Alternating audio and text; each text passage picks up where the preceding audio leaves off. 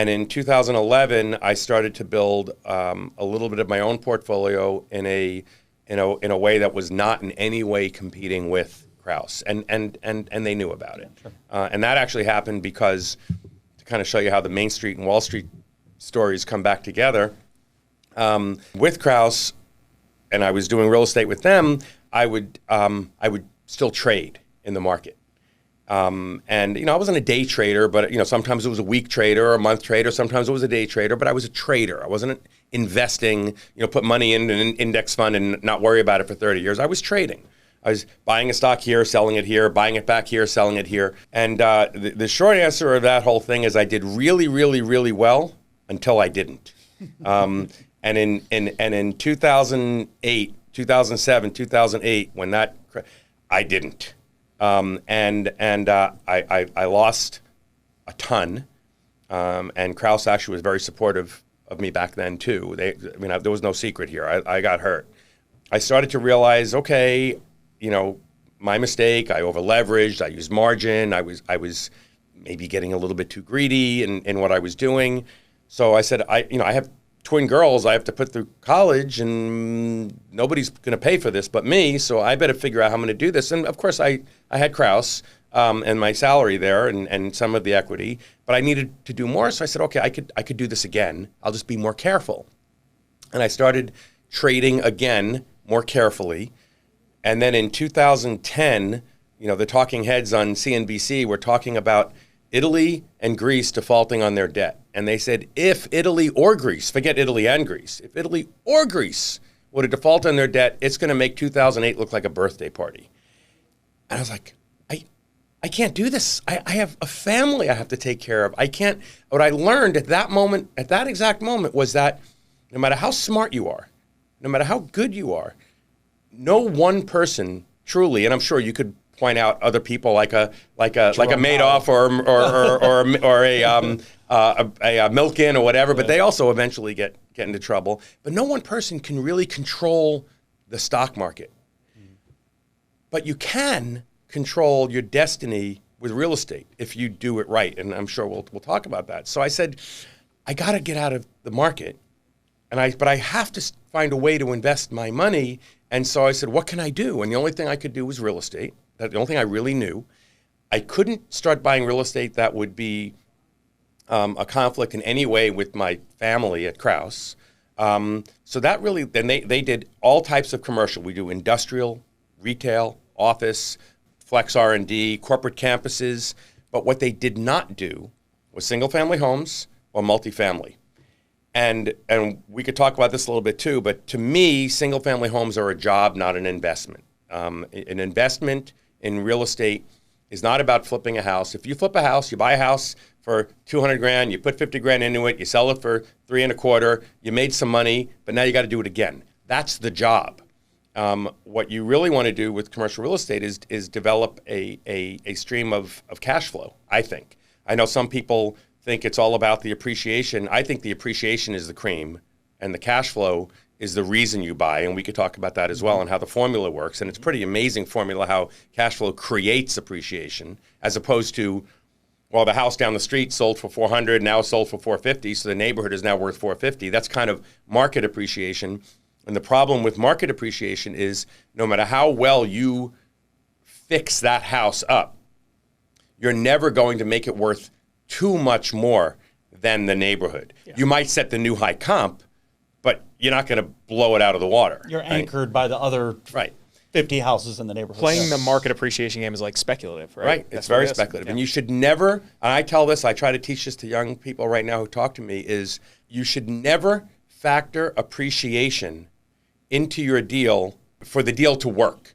Appreciation should be part of your deal conservatively to maybe see what your major profit might be, your full internal rate of return might be after 5 years. I have hurdles that I set, and I'll tell you about those too, which are hard to do these days. But appreciation shouldn't be the reason the deal works. If it is, you've now set yourself up for failure. We call that, me and my partner call it the get lucky factor. How lucky can we get here?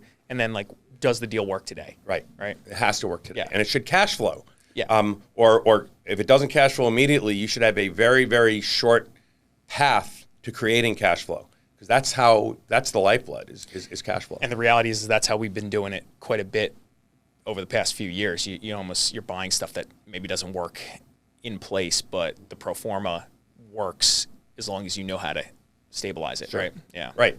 Yeah. Well, so I realized I didn't want to do single family homes, so multifamily.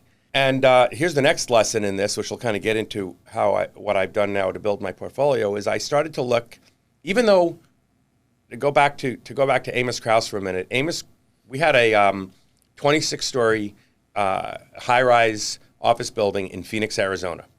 That at the time it was built, it actually used to be it was the tallest building in Phoenix. It was called Prudential Center at the time, or Prudential Plaza, something like that. Prudential occupied most of the building. When we bought it, it was a very, very distressed asset. It had the joke was the asbestos had asbestos. I mean, it was just teeming with asbestos. Nobody, back at that moment in time, insurance companies were like, get rid of anything with asbestos. So Amos bought it right, and we went in there and we renovated it and turned it into a Class A building. But without getting too much into that, the lesson was that rather than chase every deal, Amos made the decision that we have all of these big chunks of space. Let's only go after the big deals, because there's lots and lots of guys looking for 2,000 feet. But and if you're looking for 2,000 feet, there might be 400 choices. There might be 10 choices in the same building. But if you're looking for 100,000 feet, there might only be 10 choices.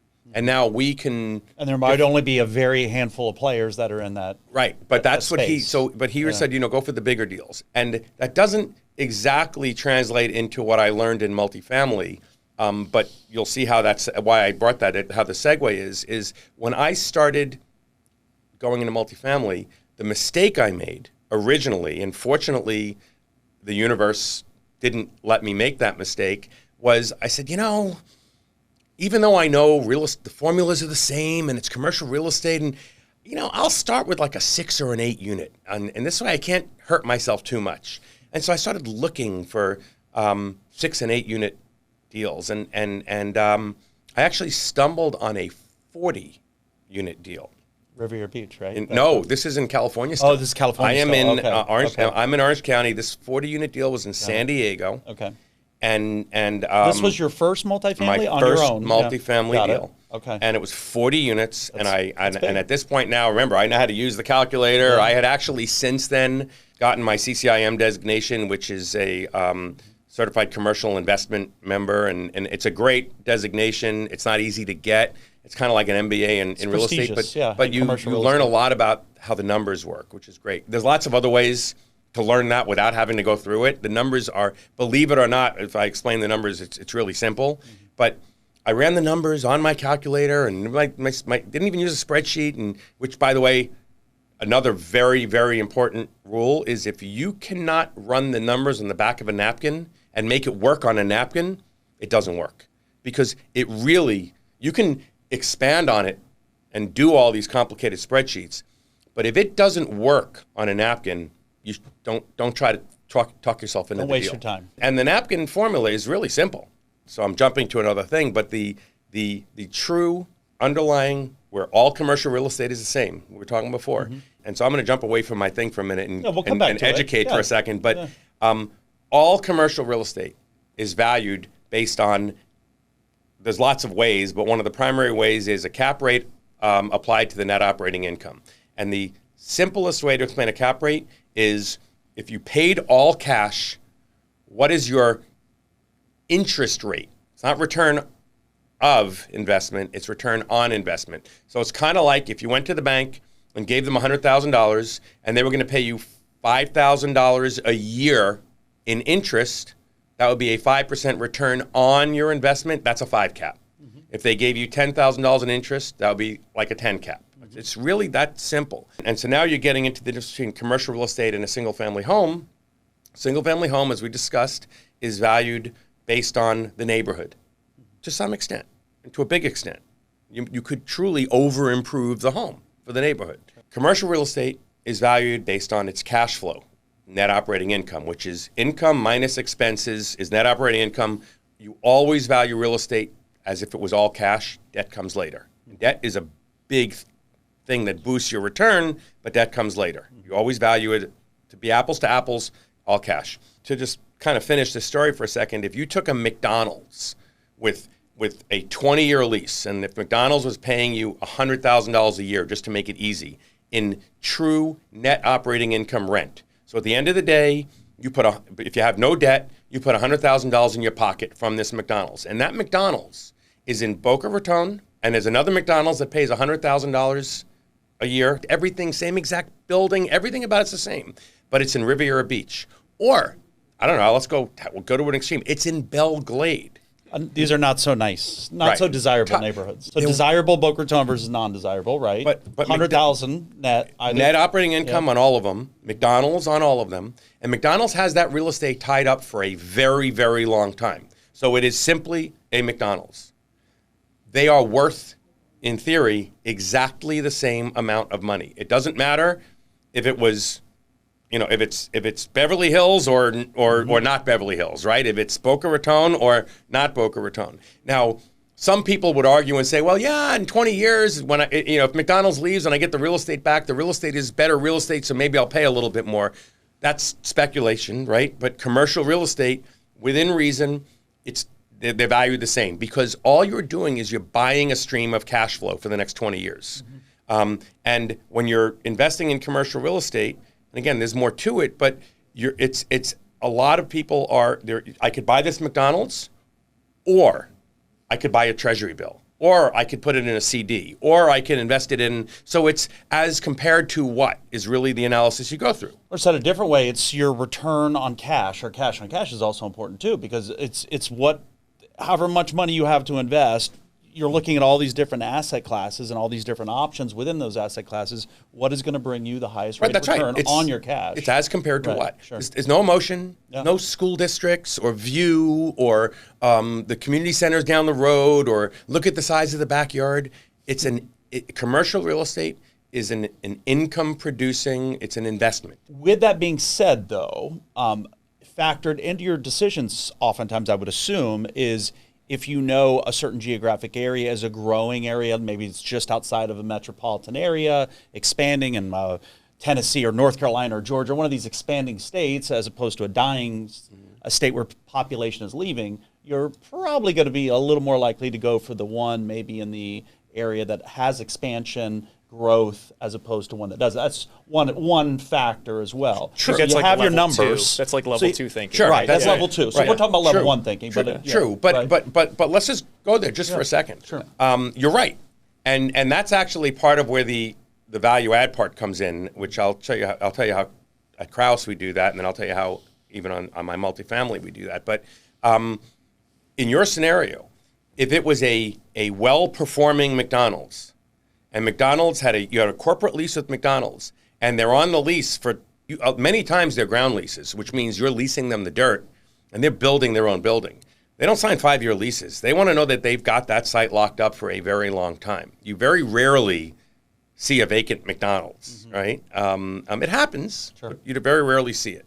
In that population is shrinking neighborhood, you can find a McDonald's that's performing well and is throwing off, good rent and good cash flow, and you could buy it at a cap rate that makes sense to you. You'd go there all day long because you have McDonald's. If there's 3 years left on the lease and the store is not doing so well, now you're starting to say, oh my God, what happens if they leave? What's next? What's next? That's where the value add comes in. In the Krause Company's world, we very rarely buy a McDonald's or a Chick-fil-A or whatever. Triple net. Single tenant, triple net. I was trying not to go too deep, but a triple net leased asset where the tenant pays rent and the tenant pays all the expenses. Insurance, taxes, et cetera. We create those. In other words, we do Chick-fil-A deals all the time, but we have the land and then we do the deal with Chick-fil-A and then either keep them or sell those. But where we do buy single tenant net lease assets is, and this has changed a little bit, but in the old days, and even still today, single-tenant, triple-net lease assets were highly desirable purchases for doctors, dentists, lawyers, because you were investing in real estate, you were getting the benefits of the real estate, the tax breaks and all that, but you didn't have to do anything. the checks just came in, right? Mailbox money, so to speak. McDonald's, you're not worried about them. They had to fix their own roof. They had to plow the snow if you were up north, or whatever it was. But in our case with Krause, we do this a lot with 7-Elevens. So you have this 7-Eleven, maybe even more so, your dad bought the 7-Eleven, and now you're running it with the family. And now all of a sudden, lease is coming up. They have no more options. It's kind of an older store. You're getting a little nervous because you're not really in the real estate business. You're in the check cashing business of 7-Eleven. Right. And, oh my God, what happens if they leave? I have to negotiate with them.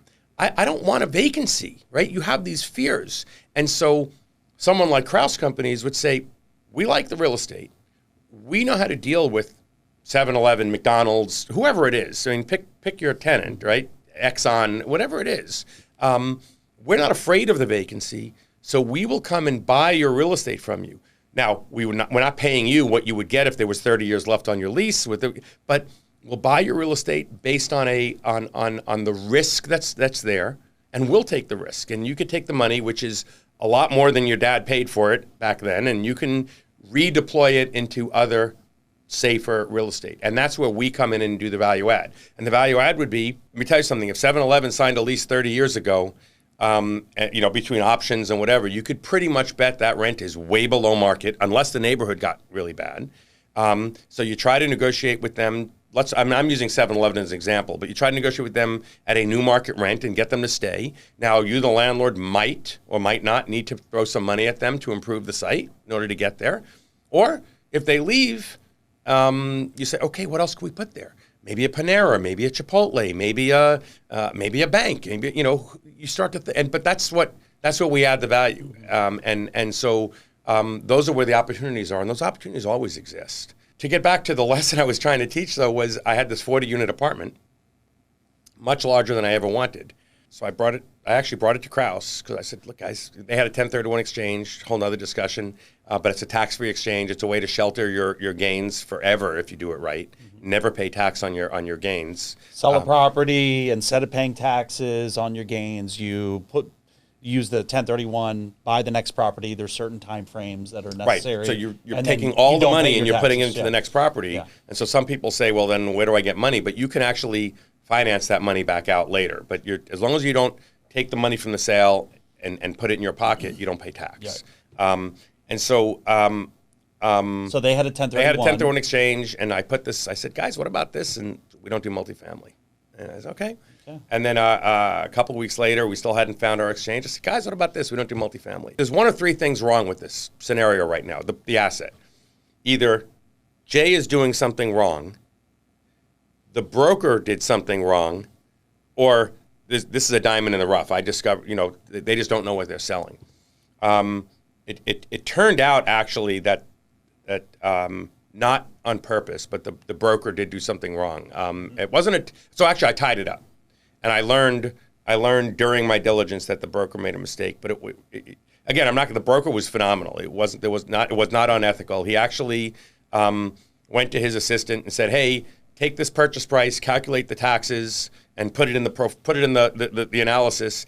She didn't there were some other assessments that were outside of the formula that she didn't put into the equation. So the net operating income was overstated by some. We don't need to go down that road. We fixed it, and but I wound up. You still found value in the deal. I wound up finding a way to buy it. It was the scariest thing I've ever done because I had to buy it myself. Actually, not to go too deep, but how did you do it? Did you get other investors to come in with you? Or no. Okay. So just found money from certain places. For starters, and the interesting thing is why it's always good to talk to people and not keep everything to yourself is I was actually having a beer one day with a buddy of mine who sells shopping centers for a business for a living. He's very successful.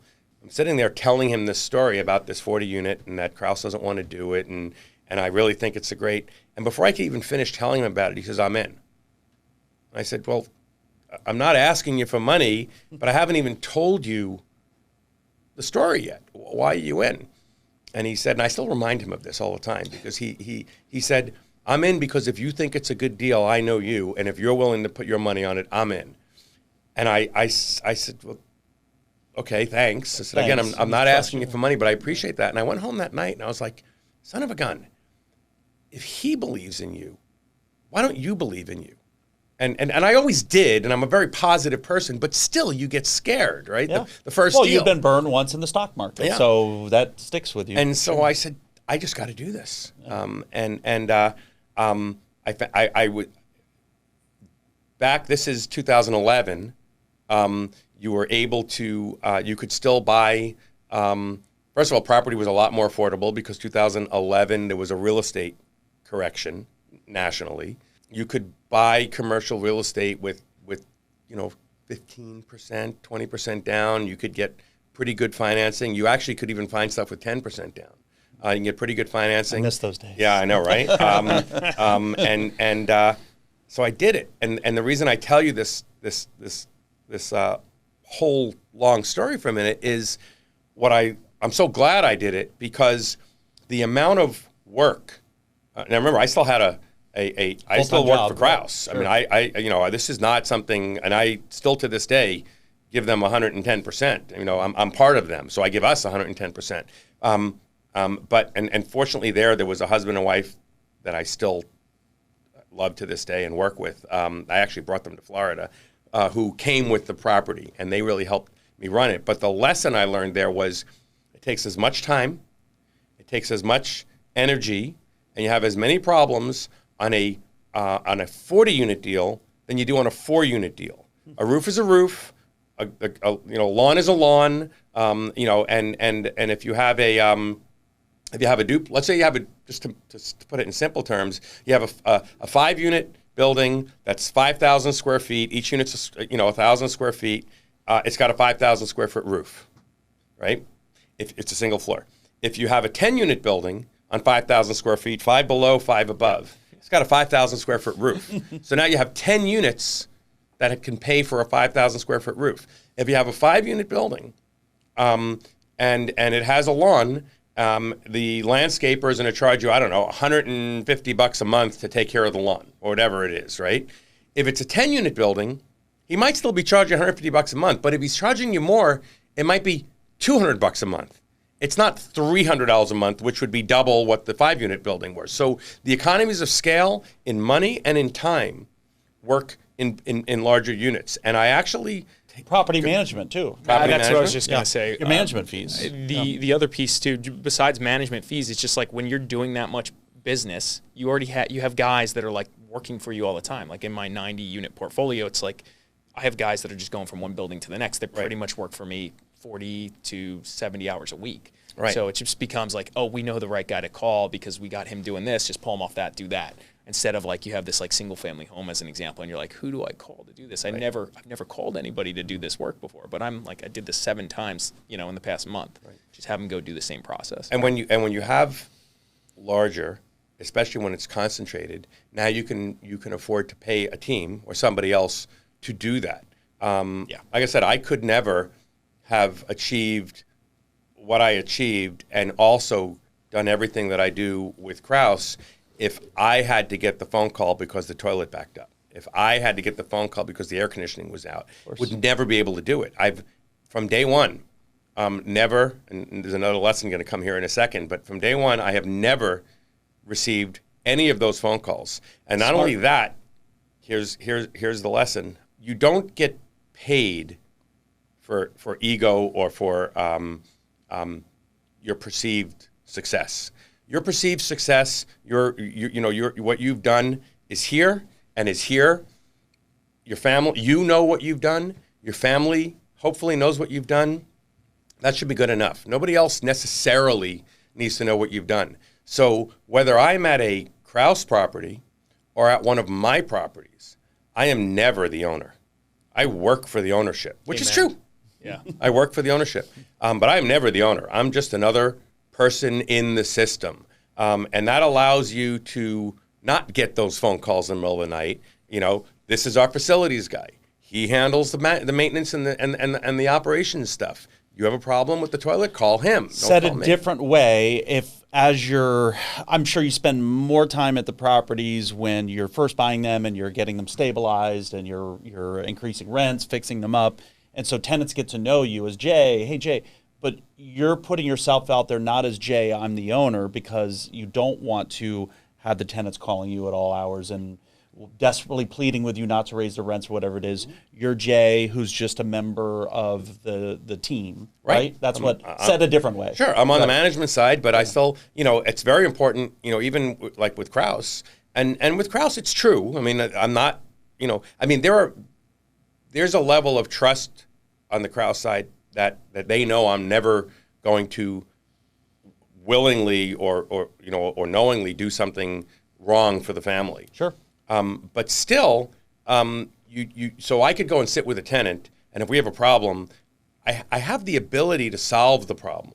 But there are still partners, and there are still lenders, and so there's nothing wrong with. I mean, and you're not lying. No, what you're saying is you're telling the truth. Yeah, I have a lender. You're not the big boss. Yeah, I have a lender. Sure. I have to. You know what? My lender wouldn't. I got to go and see if I can take care of this with the lender. I have to talk to the partners. Right. It does a couple of things. It gives you a moment to leave and think. Yeah. It doesn't allow them to back you into a corner. And you know what? I don't think ill of anybody, but I think a lesson, and the lesson that I try to teach people all the time is, you don't need to,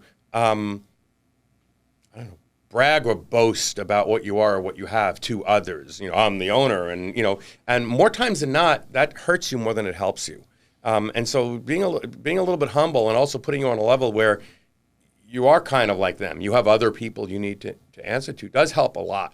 But to the point, though, back in this equation of the 40 unit, and then as I grew, is size allows you the scalability to have other people who can do the day-to-day so you don't have to. So you can be the best real estate lawyer that you can be. You can still go and run a successful brokerage practice because you're not getting a phone call about the air conditioning or the toilet or and that's what scares a lot of people. And you know what? If you have scalability, if you have size and you have scale, you can afford to pay someone else to do that and still do very well in If you enjoyed this episode, please like and subscribe to the channel, and thank you very much.